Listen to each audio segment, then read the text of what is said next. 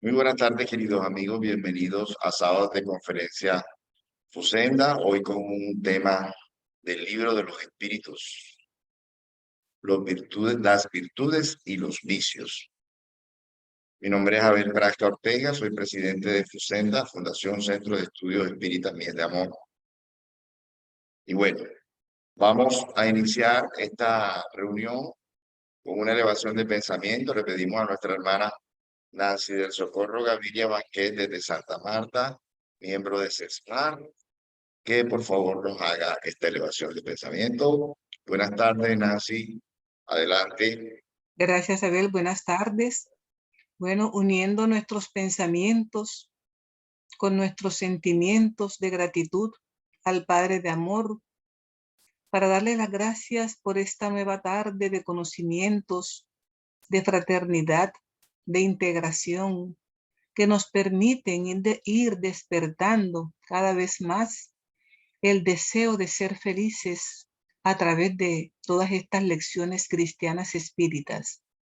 Gracias, Padre amado, por la presencia de Jesús en nuestros corazones, en nuestras casas espíritas, en nuestras casas virtuales, que es el camino, la verdad y la vida, que nos lleva, Señor, a descubrir la aplicación de la ley de la fraternidad.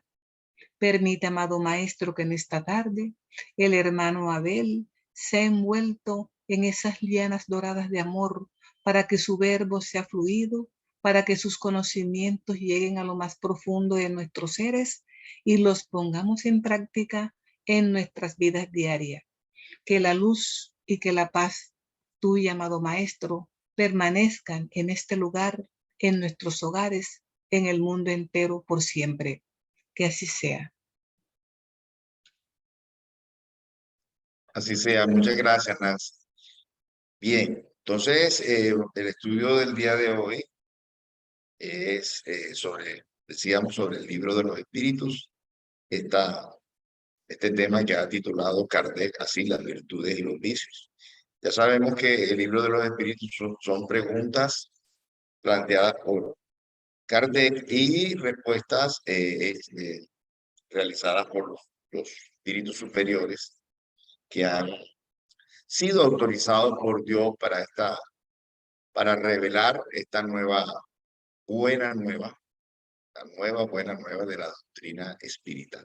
Entonces, vamos enseguida a pasar a mirar esas preguntas y esas respuestas. Bien. La pregunta 893. ¿Cuál es la más meritoria de todas las virtudes? Pregunta muy importante, sobre todo en esta época donde hay como una generalización y unos recrudecimientos como de vicios, como de situaciones que parecían haber sido superadas y otra vez regresan, guerras, etc. Entonces, todas las virtudes poseen su mérito, porque todas son indicios de progreso en la senda del bien. Hay virtud cada vez que existe una resistencia voluntaria a las solicitudes o las solicitaciones de las malas tendencias.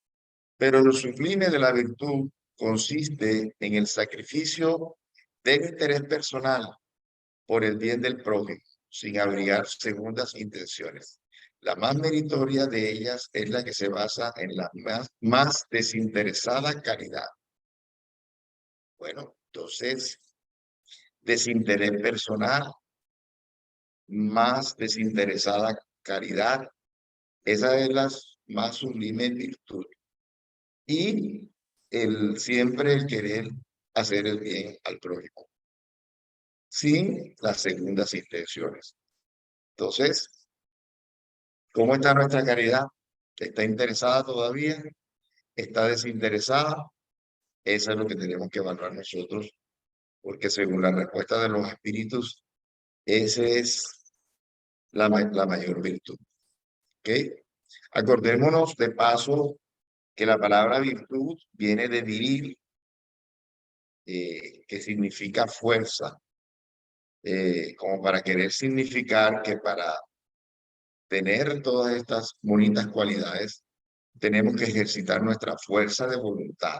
Es un trabajo, no es, no es gracia, no es gracia divina, no es gracia que venga de lo alto, sino que todos lo tenemos que trabajar y cosechar. Si no en esta existencia, si ya hemos superado algo es porque ya lo hemos trabajado en existencias anteriores. Y depende del trabajo presente para obtener las que no hemos todavía conseguido, las que no hemos superado. Bien, la pregunta 894. Hay personas que hacen el bien por un impulso espontáneo, sin que deban vencer en sí ningún sentimiento opuesto. Poseen tanto mérito como aquellas otras que tienen que luchar contra su propia naturaleza y la derrotan. Respuesta: los que no deben luchar es porque en ellos se ha superado ya el progreso. Lucharon antaño, o sea, en el pasado, y triunfaron. Por eso los buenos sentimientos no les cuestan esfuerzo y sus acciones se les ocurren muy sencillas. Para ellos el bien ha llegado a constituir un hábito. Debemos pues honrarlos como a viejos guerreros que conquistaron sus laureles. Entonces, esto es maravilloso.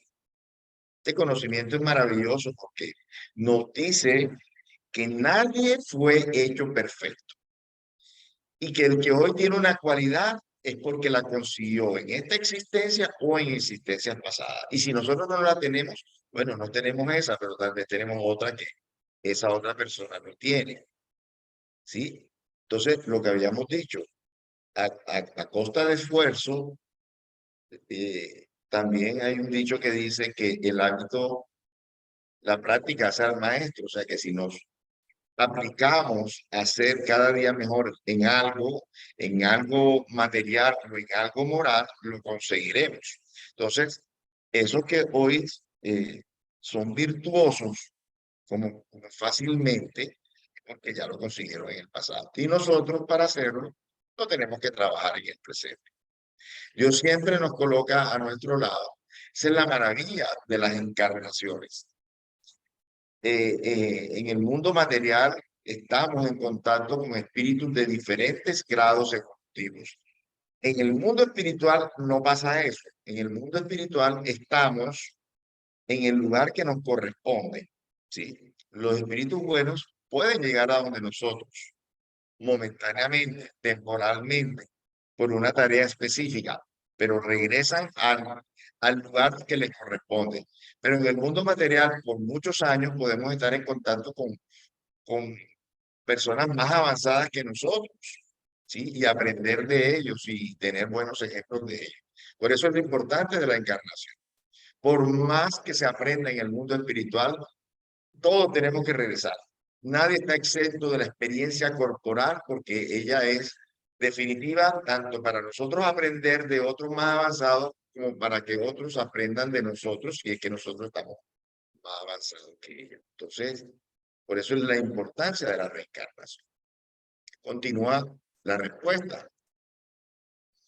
Dice, como vosotros estáis todavía lejos de la perfección, esos ejemplos os asombran por el contraste que presentan y los admiráis tanto más cuanto más raros son.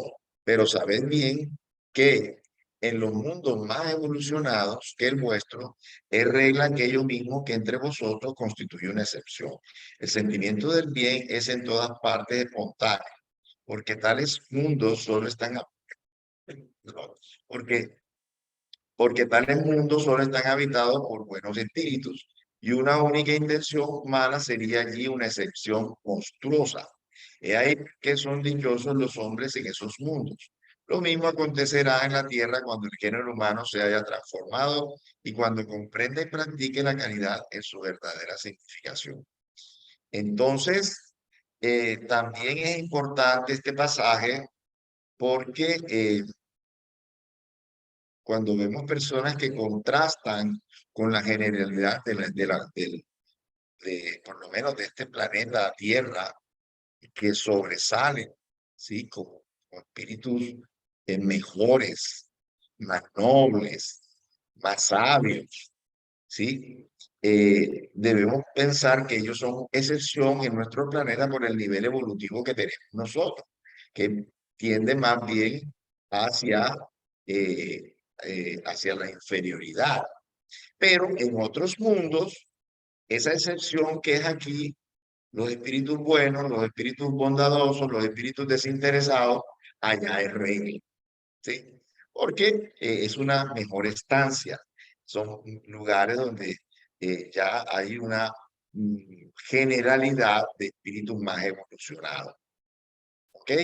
Por eso tampoco, si por alguna razón nos vemos con un canto de superioridad intelectual o moral, digamos que lo viéramos, que reconociéramos eso, no tenemos nada de qué vanagloriarnos porque hay muchos mundos más evolucionados que este y lo que puede también significar es que estamos nosotros atrasaditos, que si hubiéramos puesto nuestra voluntad en el pasado para superarnos, ya estaríamos de pronto habitando otros planetas y todavía estamos rezagados. O sea que no tenemos nada de qué vanagloriarnos, de que somos mejores, de que somos superiores, porque todavía nos falta mucho para esa perfección relativa que vamos a tener.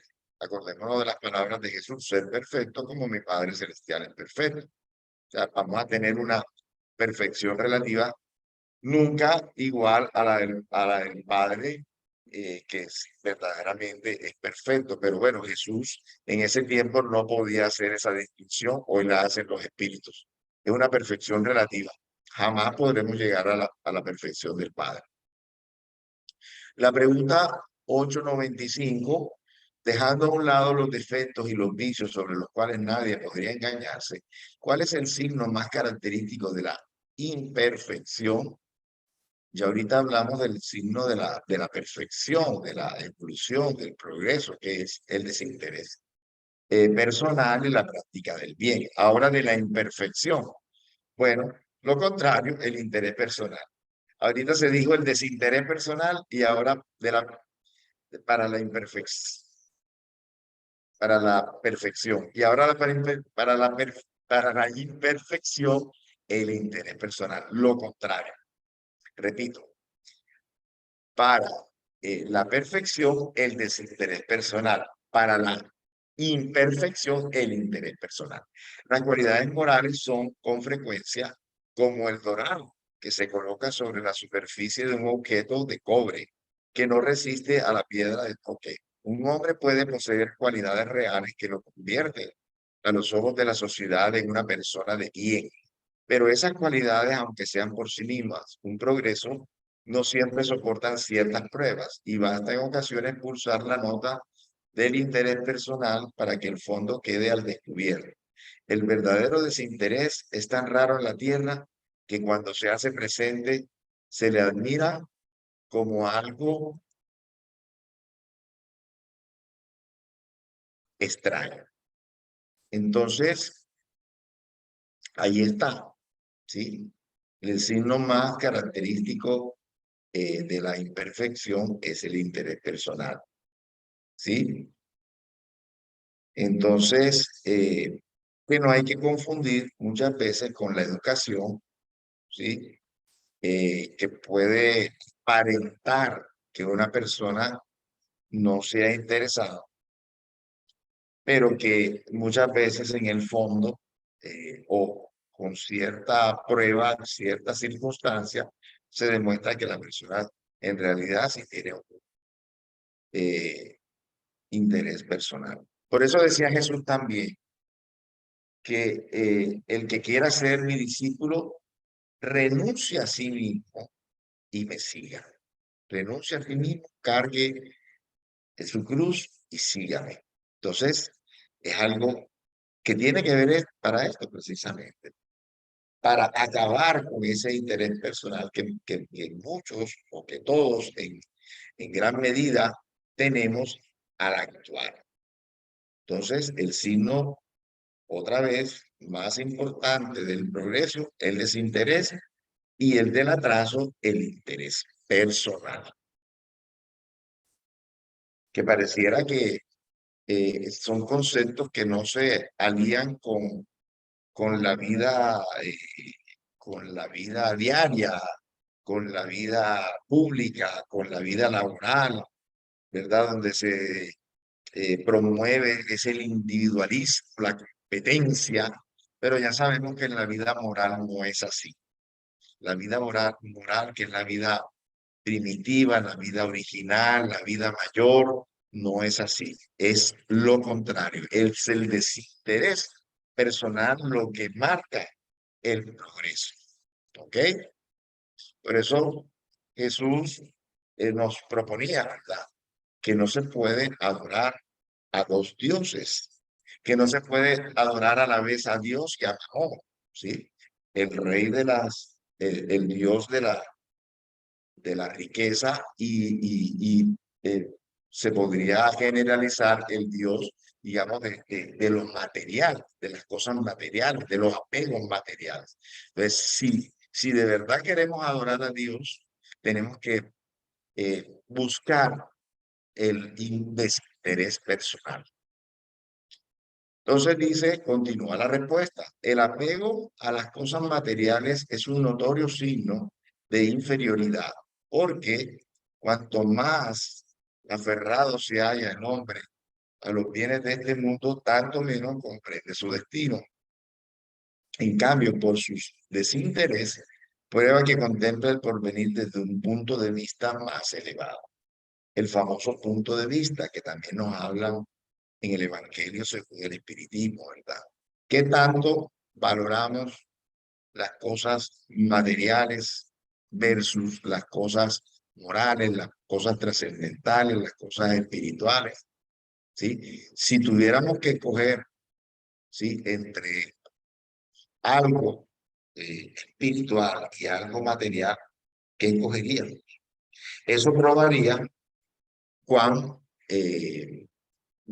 verdadera claridad mental y emocional tenemos de lo espiritual, para lo que nos estamos preparando realmente, porque la doctrina espírita nos revela lo espiritual y nos convida a que le demos más valor a lo espiritual que a lo material, ¿ok? Sin tirar lo material, sin desperdiciar lo material, utilizando inteligentemente, administrando lo material, ¿sí? Pero que tiene mucho más valor lo espiritual. Que lo material es un medio, no es un fin, porque nadie se lleva nada material, ni siquiera nuestro cuerpo nos lo llevamos. Entonces, es un medio, lo vamos a dejar aquí. Es un usufructo, es un préstamo para utilizar de la mejor manera y además se nos va a pedir cuenta de la manera que utilicemos las cosas materiales. Pero no vinimos a apegarnos a las cosas materiales, ni a las cosas, ni siquiera a las personas tampoco, porque las personas tienen un camino que deben recorrer y que nosotros debemos respetar, ¿sí? Y nosotros también hacernos respetar nuestro propio camino, ¿sí? Todos tenemos que rendir cuentas individuales, ¿ok? Bien, la pregunta 896. Hay personas desinteresadas, pero sin discernimiento, que prodigan sus bienes sin provecho real en vez de emplearlos racionalmente. ¿Tienen algún mérito? Dice, poseen el mérito del desinterés, pero no el del bien que pudieran realizar. Si el desinterés representa una virtud, la prodigalidad irreflexiva es siempre por lo menos una falta de juicio. No se concede la fortuna a algunos para que la desparramen a los cuatro vientos, como tampoco les daba a otros para que la sepulten en una caja fuerte. Se trata de un depósito del que tendrán que rendir cuentas, porque deberían responder de todo el bien que les fue posible hacer y que no hayan hecho, así como de todas las lágrimas que hubieran podido enjugar con el dinero que han dado. En cambio, a quienes no lo necesitaban. Entonces, era lo que hablábamos ahorita, ¿sí? Las personas que no tienen ningún escrúpulo en entregar su dinero tienen el mérito del desinterés, pero tienen también un defecto que es no haber administrado bien ese dinero inteligentemente en provecho del mayor número de personas, ¿sí? Entonces, como dicen por ahí, ni mucho que alumbre al santo, ni poco que no lo alumbre. Y también dice el Buda que el camino del medio es el más indicado. Entonces, no podemos, si tenemos un dinero, no podemos regalarlo indiscriminadamente, porque también él tiene nos fue dado para una administración. Recordemos la parábola de los talentos que nos plantea Jesús, ¿sí? Que a cada uno se le va a pedir cuentas de la cantidad de talento que se le dio y de cómo lo utilizó. Y lo que pide allí el dueño de los talentos que se los ha prestado a las personas es que se multipliquen, o sea, que se administren inteligentemente para el beneficio de, de aquel que se los entregó o de aquellos que se podrían beneficiar con ellos. Entonces, no es tampoco tirar la plata, eso no es ningún mérito. Bueno, 897.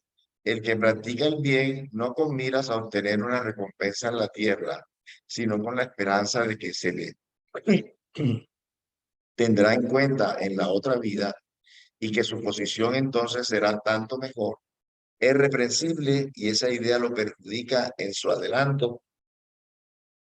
Dice, hay que realizar el bien por caridad, esto es desinteresadamente.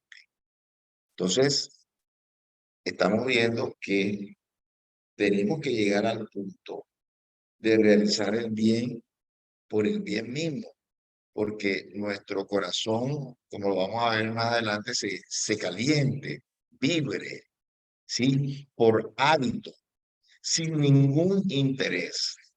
Si bien es cierto que hacerlo por interés eh, sucesivamente nos llevará a hacerlo por desinterés, ¿sí? Pero tenemos que tratar de llegar a ese punto de hacerlo por un hábito, que es cuando se convierte en virtud, ¿verdad?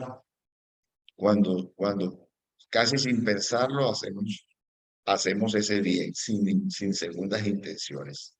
Ni siquiera para mejorar nuestra estadía en el mundo espiritual. Sabemos que eso es un efecto natural del bien, porque el bien se atrae. El que da bien, recibe bien, ¿cierto? Pero aún debemos llegar al punto de que ni siquiera pensemos en eso, sino que lo hagamos por un hábito y por el placer de hacer el bien. Bien, la 897A dice, no obstante, todos tenemos un muy natural deseo de adelantar y salir del penoso estado de esta existencia. Los espíritus mismos nos enseñan a practicar el bien con esa finalidad. O sea, existe Kardec. Es malo entonces pensar que haciendo el bien podemos esperar para nosotros una situación mejor que la que tenemos en la tierra. Por cierto que no, responden los espíritus. Pero el que practica el bien sin segunda intención y por el solo placer de ser grato a Dios y a su prójimo que sufre, se encuentra ya en cierto grado de evolución que le permitirá alcanzar la felicidad mucho más pronto que su hermano, el cual más positivo, o sea, más calculador, realiza el bien calculadamente y no es impulsado a ello por el calor natural de su corazón. Eso es lo que decíamos ahorita, el calor natural del corazón, por la vibración, por la satisfacción, por el bienestar que produce hacer el bien sin ningún interés. Ese es el ideal. Allá tenemos que llegar, ¿cierto? Allá tenemos que llegar a practicar el bien por el bien mismo, solamente sintiendo esa satisfacción. Y acordémonos, hoy por mí, hoy por ti, mañana por mí. Sí, hoy por ti, mañana por mí. No sabemos si en esta misma existencia o una futura existencia nosotros vamos a requerir de esa mano amiga que se extienda a mi paso. Entonces, tenemos que practicar el bien y de alguna manera entender que eso va a ser bueno para nosotros. Pero debemos llegar al punto de no esperar, no hacerlo por ningún tipo de interés.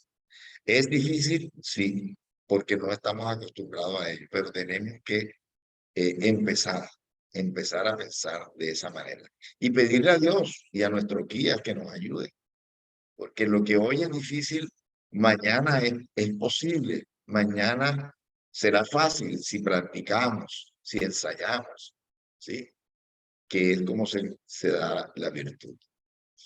897b dice, no hay que establecer aquí un distingo entre el bien que podemos hacer al prójimo y el cuidado que ponemos en enmendar nuestros defectos. Concebimos que practicar el bien con la idea de que no será tenido en cuenta en la otra vida sea poco meritorio. Pero corregirnos, derrotar nuestras pasiones, modificar nuestro carácter con vistas a acercarnos a los buenos espíritus y elevarnos, ¿es también un signo de inferioridad? Respuesta, no, no. Por hacer el bien entendemos ser caritativos. El que calcule lo que cada buena acción suya puede reportarle en la vida futura, así como en la existencia terrenal, obra como egoísta. Pero no hay egoísmo alguno en mejorarse con miras a aproximarse a Dios, puesto que tal es la meta a que cada uno debe tener. Entonces, dice aquí que es diferente cuando pensamos en mejorarnos para, pues, ser menos materiales, ser más amorosos, crecer espiritualmente. Ya conocemos la escala espírita, donde hay tenemos que crecer en conocimiento, en amor, en sabiduría, ¿sí? Entonces, eso no tiene ningún demérito procurar cada día ser mejor. Incluso Kardec lo plantea así, ser hoy mejor que ayer y mañana mejor que hoy.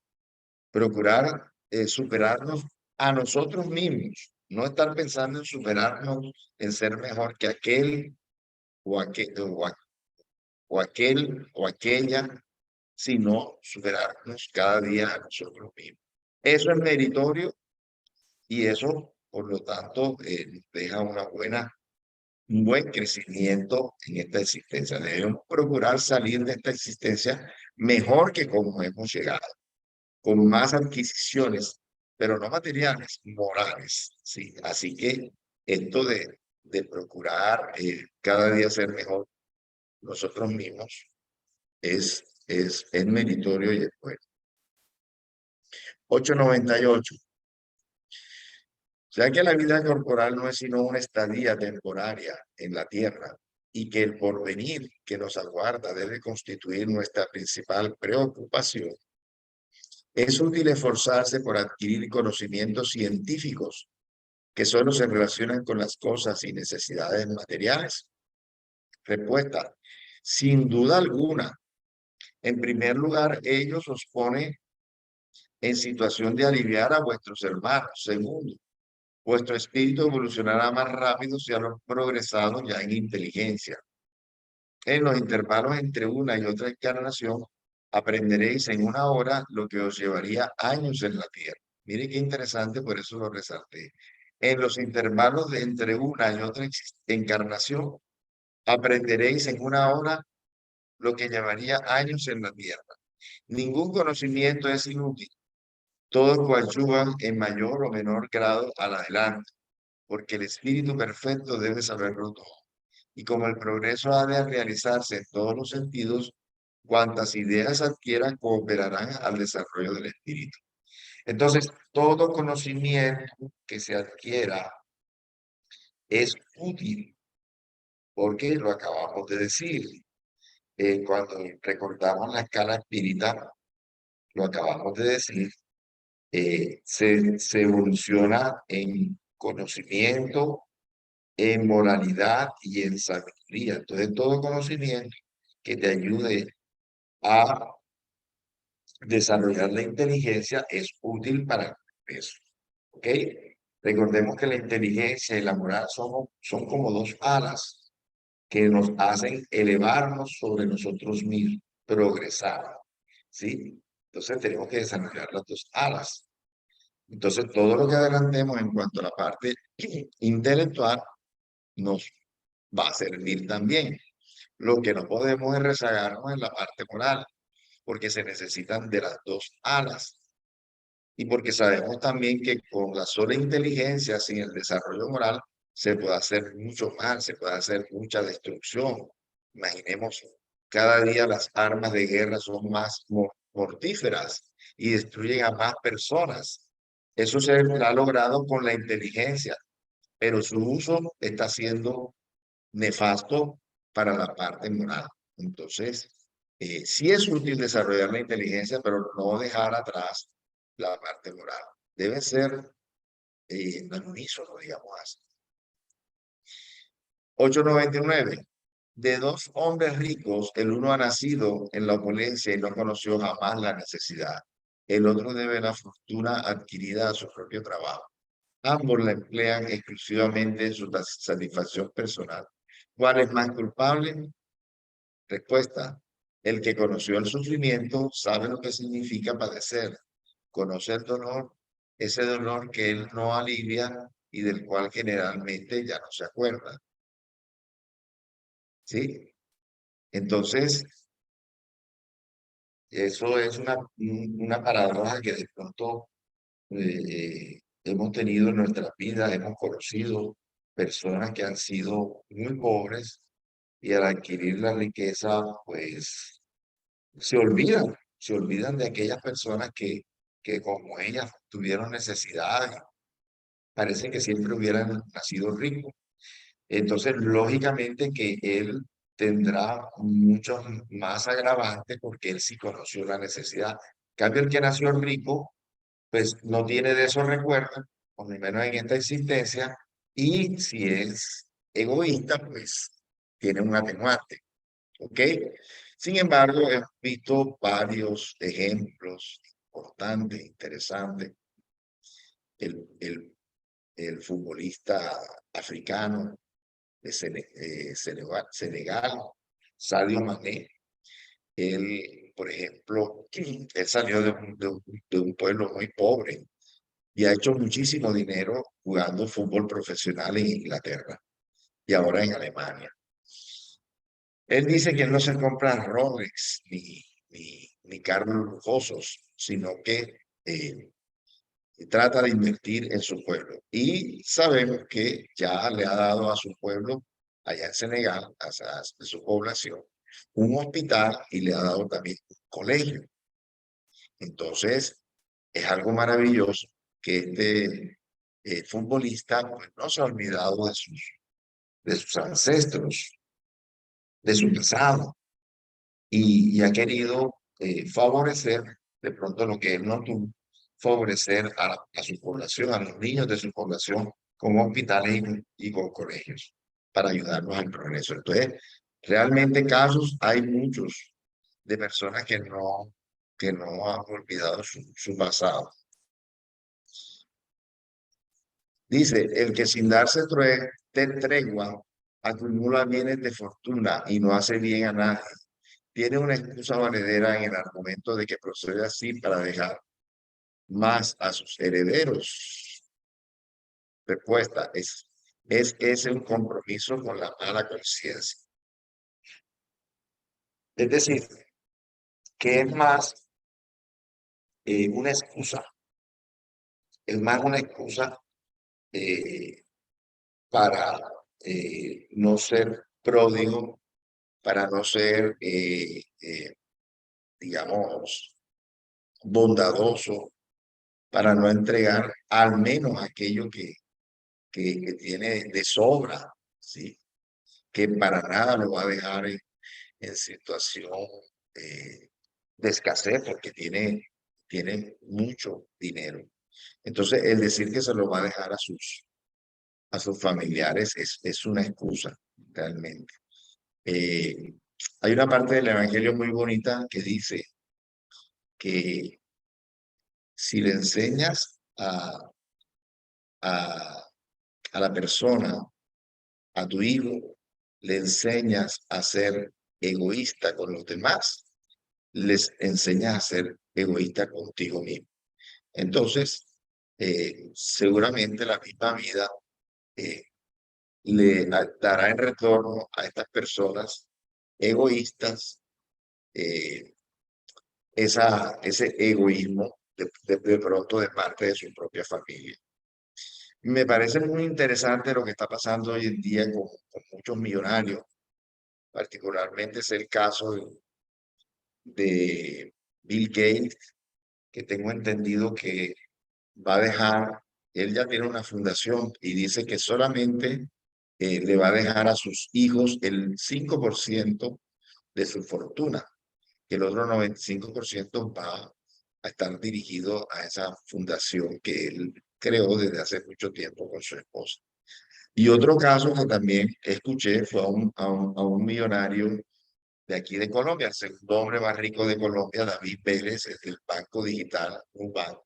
También él dice que pues no planea dejarle a sus hijos mayor cantidad de fortuna y que ya está trabajando en fundaciones donde también él va a dejar la mayor cantidad. Entonces son casos interesantes que ya están pues como que entendiendo muchos millonarios esto que nos revela la doctrina espírita aquí, la solidaridad con las fortunas. Bueno, viene acá la 901. De dos avaros, el primero se priva de lo indispensable y muere de miseria sobre los tesoros que ha amontonado.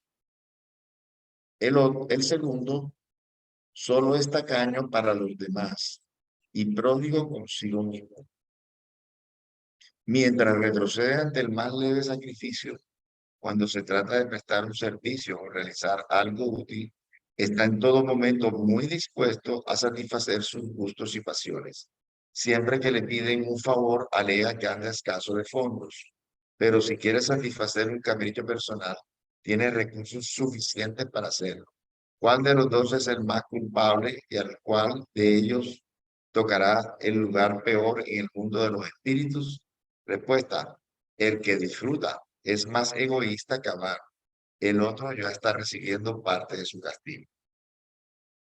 Esto nos hace acordar a un, a un, a un pasaje, a un capítulo del libro Hechos que prueban de Amalia Domingo y Soler, donde ella cuenta de que había sido encontrado un mendigo, había sido encontrado con mucho dinero guardado y que él no había querido satisfacer en vida todo ese dinero que había y vivía como un mendigo, como un miserable.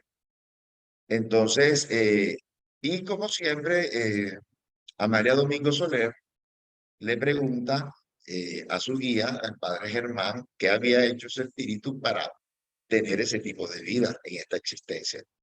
Y le contesta el padre Germán que había sido un rico, pero que no había hecho una buena utilización de ese dinero. Sí, había hecho un mal uso de ese dinero.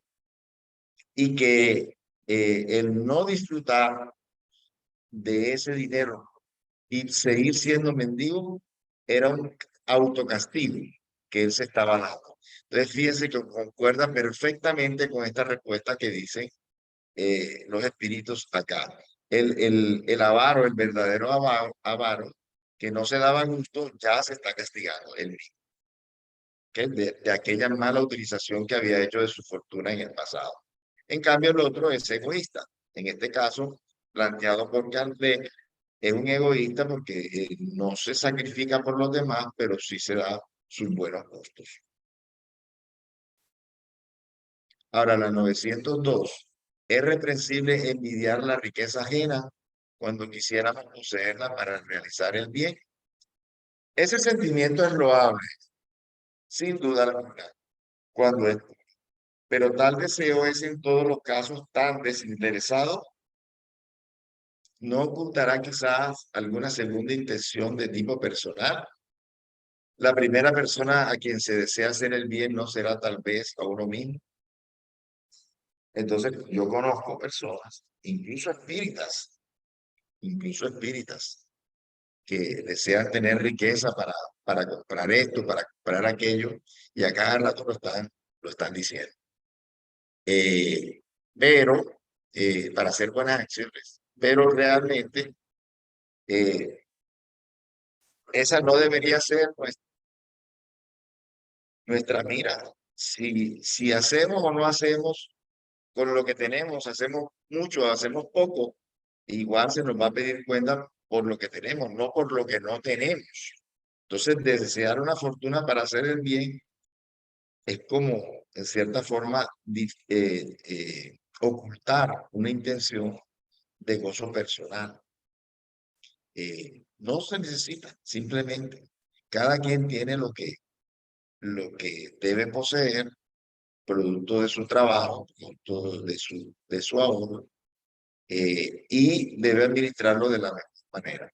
Entonces, lo poquito que tengas, administralo, y si te tienes que sacrificar, sacrifícate con lo poquito que tienes. No esperes tener bastante para dar. Eh, una filosofía que casi todo el mundo tiene es: espera tener para dar. No, hay lo contrario, hay que dar para tener, ¿sí? Eh, y en la medida que tengamos y demos, pues así serán nuestros méritos. Recordémonos el óvulo de la viuda, ¿sí? Que no fue una parábola, fue una observación de Jesús con sus discípulos frente a la arca de las ofrendas.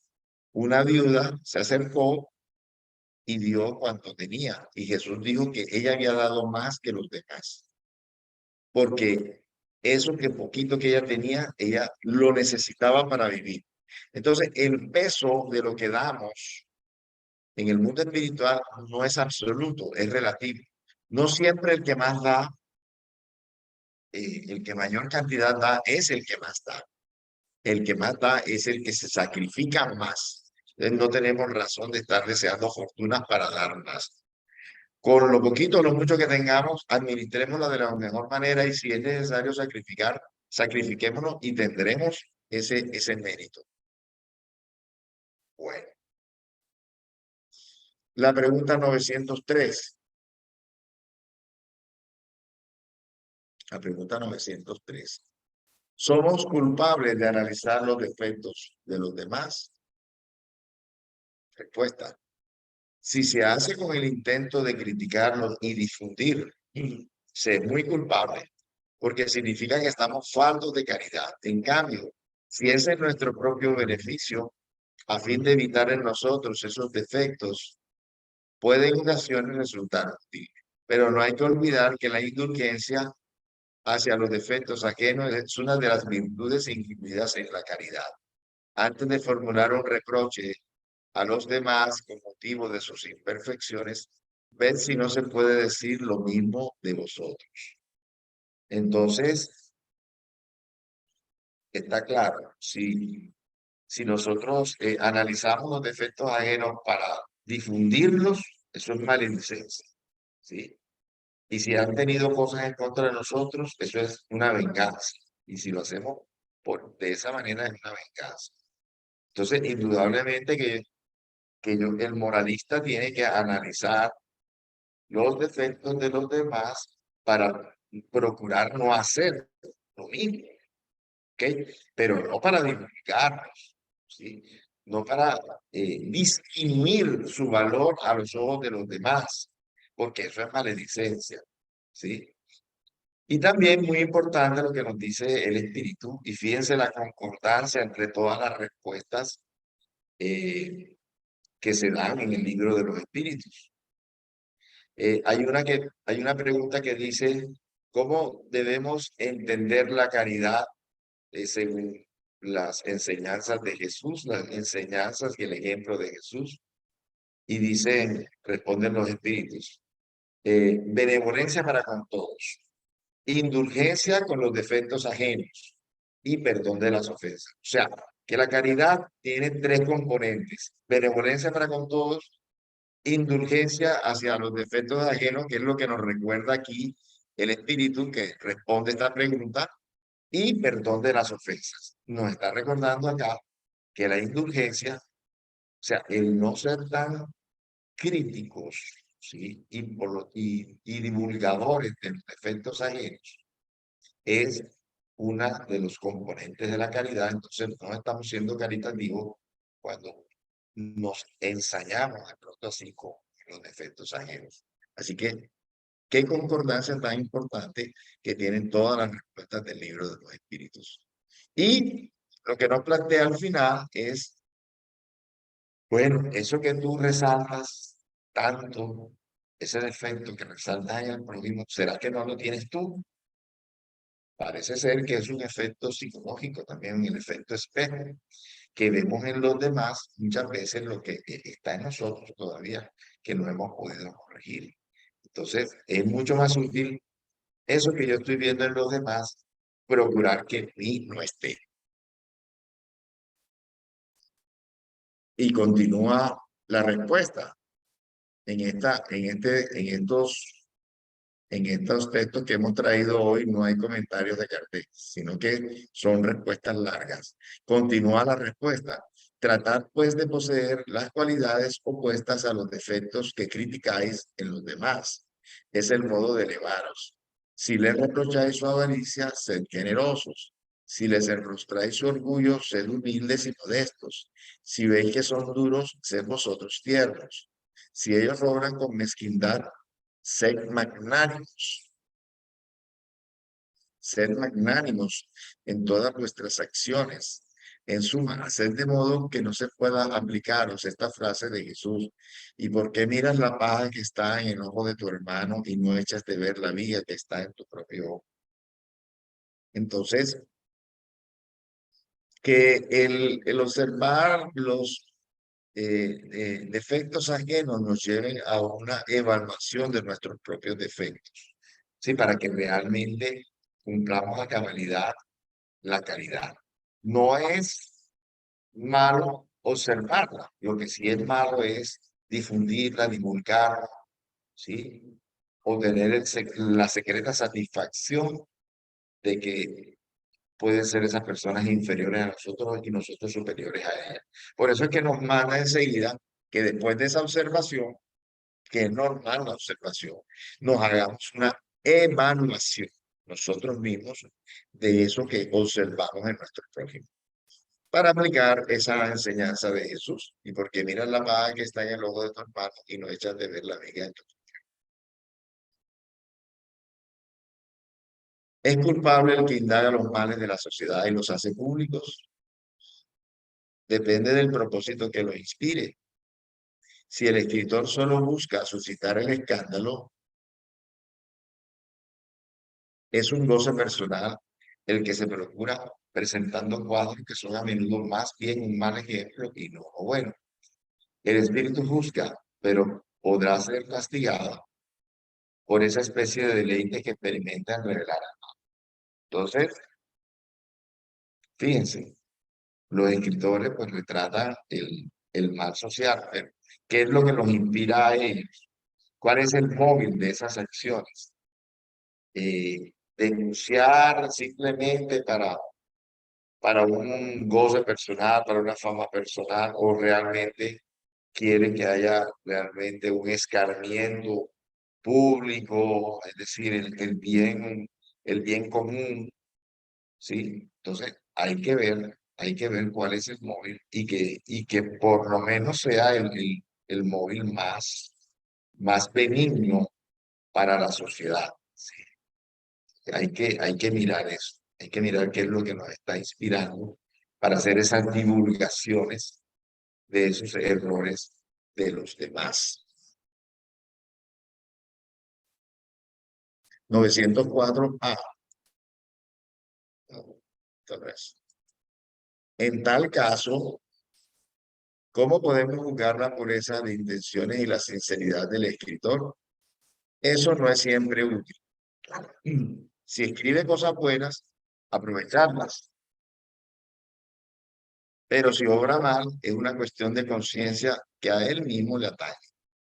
Además, si trata de mostrar su sinceridad, le cabe apoyar lo que escriba con su propio ejemplo. Entonces, no siempre es útil qué tan sincero es ese escritor, ¿sí? Sobre lo que él le retrata en su obra, ¿sí? Hay que evaluar simplemente lo que esa persona dice y tomar lo bueno y no tomar lo que no parece que sea bueno, que sea un mal ejemplo, ¿ok? Entonces, en todos nos es útil usar nuestro albedrío y nuestro juicio. Algunos autores han publicado obras muy bellas y de gran moralidad que colaboran con el progreso de la humanidad, pero de las que ellos mismos no se han aprovechado mucho. ¿Se les tiene en cuenta como espíritus el bien que sus obras realizan? Respuesta: moral sin actos es semilla sin trabajo. ¿De qué os sirve la simiente si no la sembráis para que fructifique y os sirva de nutrimento? Esos hombres son tanto más culpables porque tenían intención para comprender. Al no poner en práctica las máximas que ofrecían a los demás, han renunciado a cosechar sus frutos. Entonces, ¿tienen o no mérito los escritores que escriben grandes cosas pero que no las aplican? ¿Sí? Entonces, no tienen mérito. Al contrario, son más responsables porque sabiendo no aplicar, son más responsables que aquel que se equivocó sin saber. Entonces, ellos entendían, pero no aplicaron. Por eso es que nosotros debemos pedir siempre esa integralidad, ser integrales. Lo poquito o lo mucho que sabemos, debemos procurar ponerlos en práctica, ¿sí? No dejarlos como letra muerta, se dice, sino que realmente sea de utilidad para nosotros mismos y para todos los demás, los que nos ven. Conocemos el caso de una persona un cantante, unas letras hermosas de amor y que realmente dejó muy poco que desear su vida personal, con su esposa, sus hijos, por otra persona. Entonces, fíjense, le llegaron esas letras, le llegaron esas composiciones hermosas de amor, pero realmente en su vida personal no las aplicó. Entonces, es más responsable porque tuvo todos esa inspiración, ese conocimiento, pero no lo aplicó para su propia persona. 906. El que realiza el bien es reprochable por tener conciencia de ello y decírselo a sí mismo. Visto que puede tener conciencia del mal que cometa, también deberá tenerla del bien que haga, a fin de saber si está obrando correctamente o no. Al pesar todas sus acciones en la balanza de la ley de Dios y sobre todo en la ley de justicia, amor y caridad, podrá decirse si aquellas son buenas o malas, aprobándolas o censurándolas. Por tanto, no puede ser reprensible por reconocer que ha derrotado sus malas tendencias y por estar satisfecho de ello, con tal que esto no le produzca vanidad, porque entonces incurriría en otra falta. Entonces, debemos estar satisfechos con nosotros mismos por el bien que hacemos.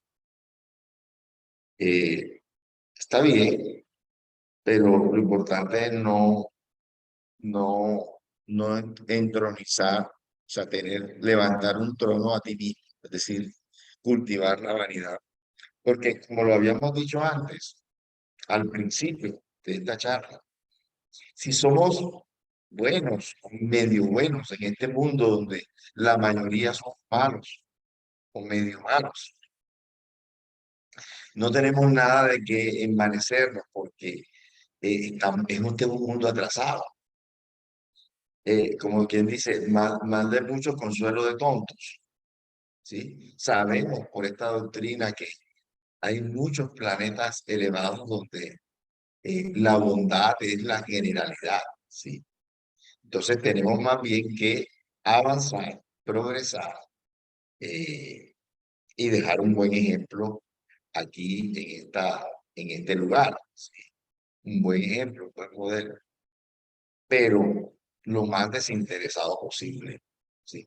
Dios sabrá buscar, Dios sabrá tomarnos en cuenta todos los esfuerzos que hagamos por el bien de los demás y de nosotros mismos. No necesitamos realmente mayores eh, elevarnos nosotros personalmente, particularmente. Bien, y eso es todo. Muchas gracias por su atención. No sé si Nancy quiera decir algo Ok, sobre... a ver, gracias. Muy enriquecedora tu intervención. Pero bueno, todo esto es un recorder y es una enseñanza que debemos tener allí latente, porque realmente todos estos conocimientos van para que nosotros nos transformemos, que es la meta de todo ser humano, la transformación. Por eso cuando tú decías acerca del interés personal y el desinterés personal, te dice que el interés personal, que es el signo del atraso, ¿verdad? Esa es una manifestación del egoísmo. El interés personal, el signo de atraso, viene siendo una manifestación del ego. Por eso se dice que el egoísmo y el orgullo van a la cabeza de los males de la humanidad, porque ahí está el interés de la persona. Pero a veces el interés de las personas, de pronto ni ellos, ni la misma persona, ni nosotros mismos quizás sabemos que estamos con tanto interés, con tanto ego. Simplemente es el nivel en que nos encontramos. Es el proceso que estamos viviendo en el momento.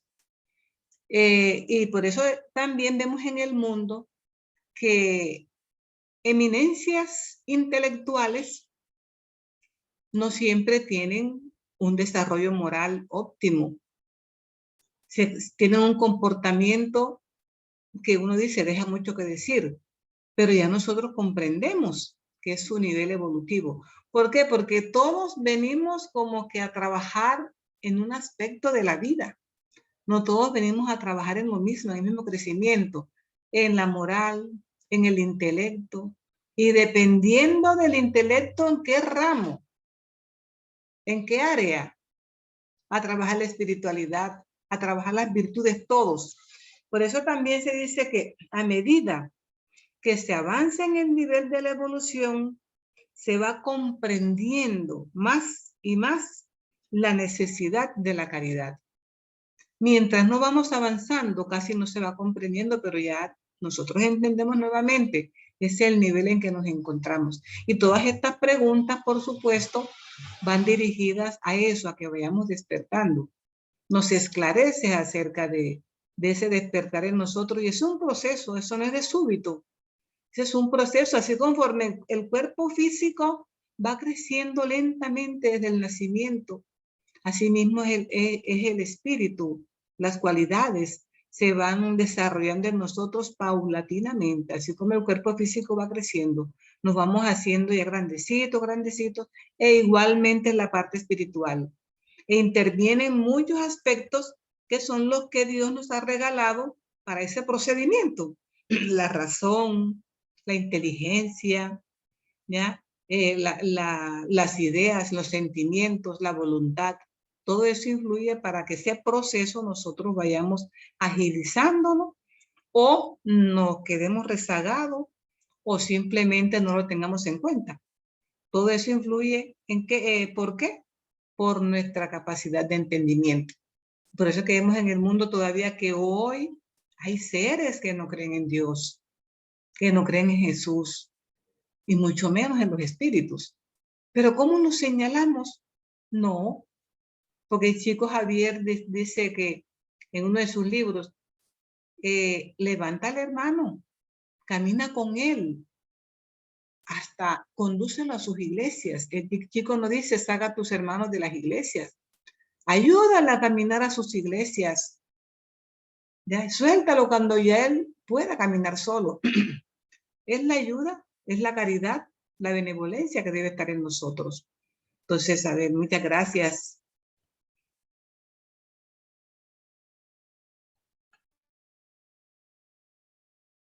Claro que sí, Nancy, gracias a ti, gracias a tu presencia. Saludos, Eni, también, está por acá. Y bueno, Hola, me hola, conecté Eni. tarde, empecé a las 5:30. Sí, sí, sí. Bueno, no importa. Estás aquí con nosotros para la oración final. Entonces Así vamos es. a darle gracias.